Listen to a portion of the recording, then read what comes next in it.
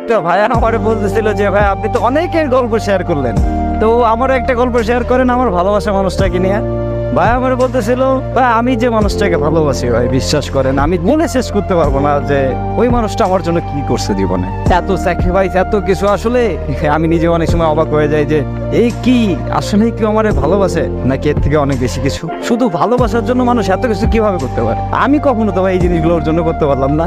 দিনের পর দিন ঠিক আছে আমার জন্য ফ্যামিলির কাছে অত্যাচার সহ্য করছে, বাট বিশ্বাস করেন ভাই আমি যদি কখনো জিজ্ঞাসা করছি যে কি তোমার কিছু বলতে বাসা থেকে, সবসময় একটা কথাই বলতো যে না আমারে কিছু বলে নাই। আমারে কি বলবে? তুমি বলো দেয় কি বলবো মানে।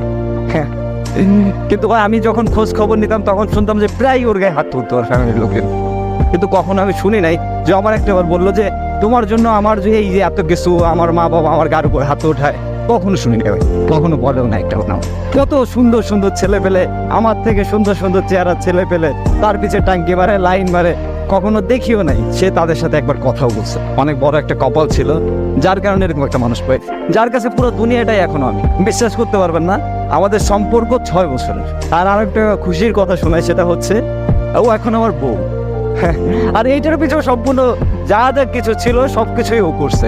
আমি যখন ওদের ফ্যামিলিতে ঠিক আছে জানাই যে আমি বিয়ে করতে চাই, তখন আমার চাকরি ছিল না, তখন ওর মা বাবা ডিরেক্ট বলে যে না বিয়ে দিতে পারবো না। তখন ও সবার সামনে একটা কথা বলছিল আমার এখনো পরিপূর্ণভাবে মনে আছে, আমি ওর সাথে চলে যাবো, ও আমাকে যদি রাস্তায় নিয়ে রাখে তাতেও আমি থাকবো, তোমাদের যদি ভালো লাগে তোমরা আমাকে দিতে পারো, আর যদি না দাও আমি নিজে চলে যাবো, আমাকে আটকাতে পারবো না। তো তখন কথাটা শুই না মানে এতটা ভালো লাগছিল আমার, আমি আসলে বলে বোঝাতে পারবো না যে এত ভালোবাসতে পারে কেউ।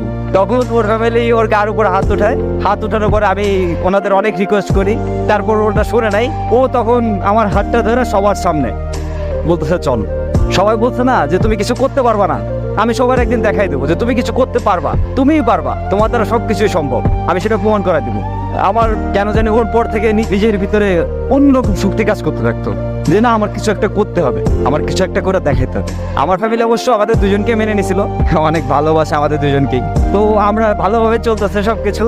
আমার ওই যে জেদটা যে আমার বউ বলছিল যে না তোমার কিছু একটা করে দেখাতে হবে আর তুমি পারবা, সেই জেদে আজকে আমি অনেক ভালো কিছু হয়ে গেছে জীবনে। একটা জিনিস কি জানেন, খুশি থাকার জন্য টাকা পয়সার দরকার হয় না। টাকা পয়সা আজ আছে কাল না, টাকা পয়সা আজকে নাই তো কাল আসবে, আসবে কিন্তু এমন একটা মানুষ দরকার, এমন একটা ভালোবাসার মানুষ দরকার যে মানুষটা আপনার শেষটা অবধি আপনার পাশে থাকবে, আপনার কাছে থাকবে, আপনাকে ভালোবাসে আপনার হাতটা শক্ত করে জড়াতে রাখবে। মানে যেমনই পরিস্থিতি হোক যেমন অবস্থা হোক, সে মানুষটা সবসময় আপনাকে বলবে যে আরে আসি তো আমি, তুমি টেনশন করতেছো কেন, আমি আসি না, তুমি ভয় পাও কেন, আমি কি চলে যাইতেছি, তুমি এত কিছু করতেছো তো শুধু আমার জন্য, তাহলে আমি যদি এতটুকু এই সামান্যতেই যদি থাকতে পারি তোমার কাছে, তাহলে তুমি কেন থাকতে পারবে না, তাই না? তো থাকো তুমি আমার সাথে, এটাই হবে আমার, আর কিছু লাগবে না। জীবনটা ছোট, আর এই ছোট জীবনে ভালোবাসার মানুষটাকে পেয়ে গেলে যে আনন্দটা অনুভব হয় তা হয়তো বলে বোঝানোর না, আর বলে বোঝানো সম্ভব না। তবে শুধু এটাই বলবো যে ভালোবাসার মানুষকে পাওয়া কিন্তু আসলে একটা ভাগ্যের বিষয়।